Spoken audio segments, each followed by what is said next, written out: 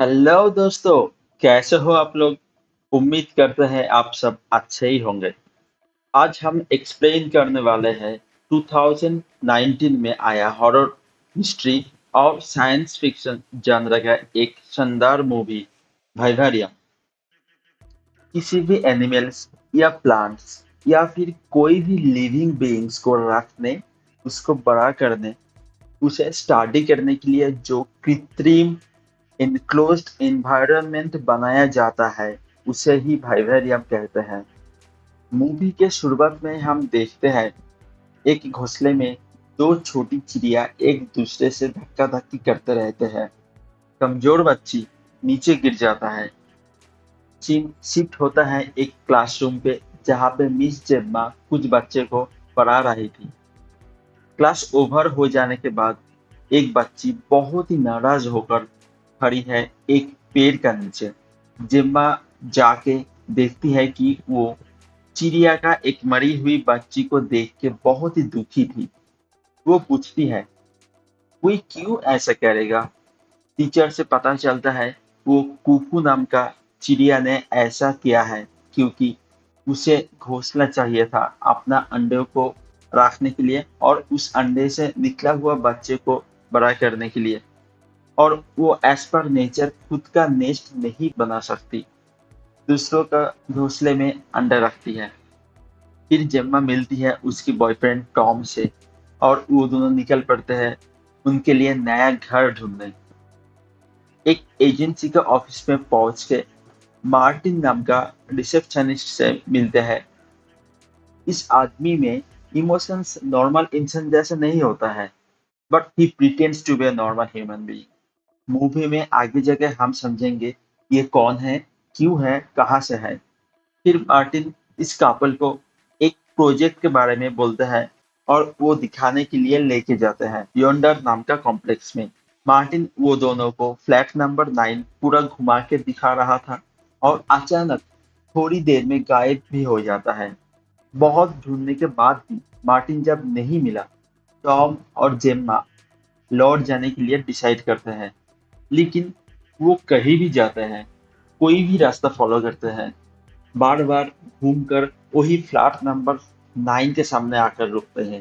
फिर वो डिस्कवर करते हैं मोबाइल्स में सिग्नल भी नहीं आ रहा होता। निराश होकर दोनों फ्लैट 9 के अंदर जाके जो भी खाना था उसे खा लेते हैं। नेक्स्ट डे टॉम बिल्डिंग का छत पे जाकर देखता है चारों तरफ सब कुछ सेम ही है। निकलने का कोई रास्ता दिख ही नहीं रहा था। फिर दोनों ने सूरज का डायरेक्शन पे चलना शुरू करते हैं, ये सोचकर शायद निकल सके। लेकिन सिर्फ निराशा का ही सामना करना पड़ता है। टॉम उस घर को आग से जला देता है, इस उम्मीद पे कोई स्मोक और आग देखकर रेस्क्यू करने जरूर आएगा। लेकिन कोई नहीं आता है। रास्ते पे ही रात बिता देते हैं ये दोनों। सुबह उठ के वो देखते हैं सामने एक बॉक्स पड़ा हुआ रहता है जिसमें एक बेबी था और था एक message, raise the child and be released. वो दोनों इस बच्चे को बड़ा करने के डिसाइड करते हैं क्योंकि और कोई रास्ता ही नहीं था इस मेज से बाहर निकलने का। ये बच्चा बहुत ही जल्दी बड़ा हो जाता है। सिर्फ 98 दिनों में ही वो नॉर्मल इंसान का 7-8 साल का बच्चे जैसे बड़े हो जाते हैं। और ये बच्चा most of the time Tom और जेम्मा के नकल करते रहते हैं और उसे देखते रहते हैं। भूख लगने पर ये बच्चे जोर से चिल्लाते रहते हैं तब तक जब तक इसे खाना नहीं मिल जाता। और वो बच्चे सारे टाइम पे सिर्फ टॉम और जेम्मा को देखते रहते हैं। अब जिस बॉक्स पे इन लोगों के लिए खाना आता था और कोई भी लेफ्ट ओवर डिस्पोज्ड होता था, वो कहाँ जाता है ये देखने के लिए लेफ्ट ओवर का बॉक्स बाहर रख के दोनों ही उसे ऑब्जर्व कर रहा था। लेकिन जरा सा नजर हटते ही वो बॉक्स गायब हो जाता है। स्ट्रेस्ड होकर टॉम सिगरेट स्मोक करता है और उसके लेफ्ट ओवर जमीन पे फेंकता है। जमीन पे जहाँ पे ये सिगरेट गिरता है उस जगह से थोड़ा सा घास हटकर मिट्टी निकल जाता है। टॉम पेशा में एक गार्डनर था, इसलिए वो जमीन खोदने लगता है इस उम्मीद पे कि कुछ तो मिल जाए। फिर दिखाया जाता है घर पे वो बच्चा टीवी पे एक विशेष प्रकार का विजुअल्स देखते रहते हैं जिसका कोई समझ था ही नहीं टॉम और जेम्मा का। फिर एक दिन अचानक वो बच्चा कुछ देर के लिए गायब हो जाता है।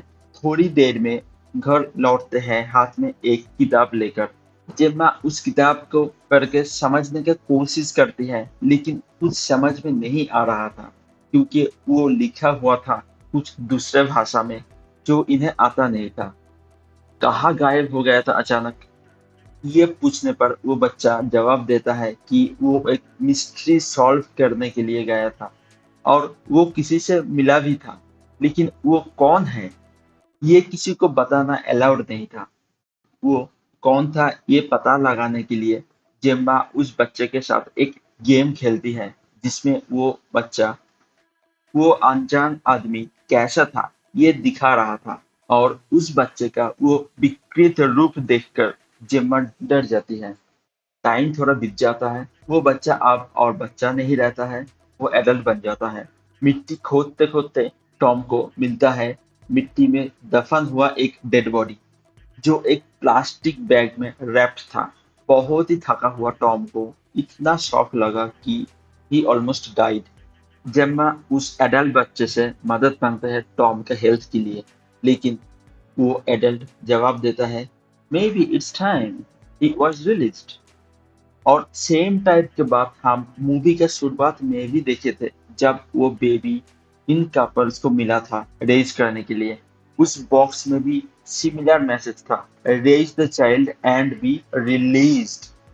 फिर टॉम धीरे धीरे अपना दम छोड़ देता है। वो एडल्ट फिर एक विशेष प्रकार का प्लास्टिक बैग में टॉम का डेड बॉडी को रैप करके फेंक देता है उसी जगह पे जहाँ पे मिट्टी खोदाई करते टाइम टॉम को एक डेड बॉडी मिला था। अगला दिन गुस्से से जेम्मा उस एडल्ट को एक गार्डनिंग टूल से प्रहार करती है, लेकिन वो एडल्ट रास्ते के एक साइड का पेवमेंट को उठा के भागने में कामयाब रह जाता। जेम्मा उसका पीछा करते रहती है। जेम्मा ऐसा ऐसा जगह पे पहुंच जाता है जहाँ पे वो अपने जैसा अलग अलग कपल्स को देखती है जो अलग अलग बच्ची को पाल रहा होता है। इस भूलभुलैया में चलते चलते जेम्मा फिर से पहुंच जाता है फ्लैट नंबर 9 के पास। मेहनत, थकान और स्ट्रेस से जेम्मा भी मरने ही वाली होती है और पूछती है वो कौन है ये पूरी सिस्टम में। ये एडल्ट बच्चा जवाब देता है जेम्मा एक मादर है जिसका उद्देश्य होता है खुद का संतान को इस दुनिया के लिए प्रिपेयर करना। और जब ये जिम्मेदारी पूरी हो जाती है वो मादर मर जाती है और हम देखते हैं जेम्मा भी थोड़ी देर में मर जाती है और वो एडल्ट उसे भी उस प्लास्टिक बैग में रैप करके खुदा हुआ मिट्टी में दफना देता है। फिर वो एडल्ट जेम्मा और टॉम का गाड़ी लेकर वंडर कॉम्प्लेक्स से निकल के पहुंच जाता है उस जगह पे जहाँ पे वो कपल्स रूम देखने गया था और फंस गया था। इस टाइम पे मार्टिन अपना लाइफ का लास्ट मोमेंट पे था। वो एडल्ट फिर उनसे मार्टिन नेम लिखा हुआ बैज उठा के खुद का शर्ट में लगा लेते हैं और वो मरा हुआ मार्टिन को सिमिलर प्लास्टिक बैग में रैप करके उसमें एक रिसिप्ट का टैग लगाकर एक ड्रायर में रख देता है। ओल्ड मार्टिन का जगह अब न्यू मार्टिन ले चुका है। फिर से नया कपल्स आता है रूम देखने के लिए और वो भी शायद इस वाइवारियम में फंसने ही वाले होंगे। अब देख लेते हैं इस मूवी में कुछ सीन्स का लिंक्स। असल में ये मार्टिन वो बच्चा ये लोग एलियंस होता है जो इंसान का नकल करके इंसान जैसा बनने का कोशिश करते हैं ताकि इंसान को फंसाया जा सके खुद का बेनिफिट्स के लिए। इसीलिए मूवी के शुरुआत में हम मार्टिन नेम का रिसेप्शनिस्ट का थोड़ा सा अजीब सा बिहेवियर देख पाते हैं। ये एलियंस अपने लिए वंडर कॉम्प्लेक्स में घर बनाया था। ये घर कुछ ऐसा टाइप का था जिसमें बहुत सीक्रेट पैसेजेस था जो इंसान का नजर और समझ दोनों से ही परे थे। इसीलिए नॉर्मल रास्ता फॉलो करके टॉम और जेम्मा उस वाइवारियम से या फिर उस भुलभुलाया से बाहर ही नहीं निकल पाए थे। ऊपर से जब घायल एडल्ट एलियन का पीछा कर रही थी जिम्मा, वो अलग अलग पैसेजेस से घूम घूम कर फिर से फ्लैट नंबर 9 का ही पास आ पहुंची थी। ये एलियंस अपने बच्चे को खुद बड़ा नहीं करते हैं, इंसान के हाथ पे छोड़ देते हैं उसे बड़ा करने के लिए। और जब वो एलियन बच्चा बड़ा हो जाता है, उसका इंसान पेरेंट्स मर जाता है। जैसे कि मूवी के शुरुआत में हम देखे थे कुक्कू पक्षी को, जो अपना अंडा किसी दूसरे बर्ड्स के घोंसले में रख देते हैं और वो घोंसले वाली एक्चुअल मदर बर्ड अंडे से निकला बच्चे को बड़ा करते हैं। फिर एक दिन वो बच्चे कुकू इतना बड़ा हो जाता है कि उसका पालन करने वाली मदर बर्ड से भी पावरफुल हो जाता है। और एक सीन्स में हम देखते हैं कि वो बच्चे कुकू रिप्लेस कर देता है दूसरा एक बच्ची बर्ड को उसका खुद का ही घोंसले से। शायद ये एलियंस भी फ्यूचर में जाके इंसान को ही रिप्लेस कर देगा, इंसान का ही खुद का वर्ल्ड से।